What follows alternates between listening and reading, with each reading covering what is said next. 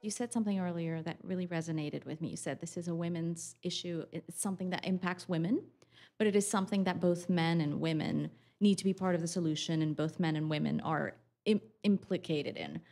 And I'm wondering, from what you've seen, what do you think is some of the low-hanging fruit to get men to be more involved and to be able to make a difference in this? What are some immediate things that can be worked on? I think just caring, caring about it, caring about the fact that an entire half of the population suffers violence. One out of every 3 women are subjected to violence. That should bother all of us. And then also there are very strong indicators. If it doesn't bother you on a moral level, there are scientific indicators around the lack, kind of how society does not benefit and suffers from the lack of equality that relate to health indicators, economic indicators, agricultural production indicators, and all kinds of things. So I think the first step is for men to care, and to kind of recognize how we really are all suffering for the lack of equality of women and men. But then there are a lot of things that men who do care can do, and I think sometimes they're very subtle things, like being encouraging of women in small ways, noticing their brain more than their appearance. I recently had a tirade on my Facebook about how my daughters were treated in public.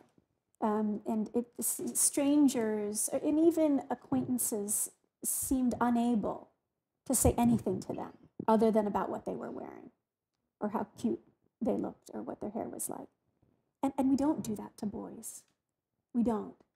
And I think there are very subtle things that happen all day, every day, that kind of send women messages about appearance being more important than their contributions, that their voices are less important than their appearance, these kinds of things. So I think there are a lot of subtle things, but noticing is very, very important. And then with regard to violence, 1 out of every 5 women in the United States have been raped. It's a statistical fact. I mean, people think it's a low fact because it relates to reporting rates. And so, frankly, whether you're a man or a woman, if you have a room of 10 women, the thought might cross your mind that there might be 2 women in here who have suffered in that way. And to be conscious about that in what we're caring about and what we're realizing. And it might also help explain why some women are distrustful or have baggage in different ways. So I think there's a mindfulness and then also an intervention and an engagement that when men do will be really important. I should say, by the way, with something like 90% of our clients, when they tell you their story of their life and then how they got out, often, there was a man who believed in them. It was either their father who wanted them educated. It was an uncle who helped them escape. We recently had an Afghan client who was educating young girls in her basement, and the Taliban threatened to kill her. Her uncle helped her escape, and they executed him for that. Fauzia, my first client that I mentioned to you, her father protected her from female genital mutilation. That's why she was 17. That's pretty old. Usually they're mutilated younger.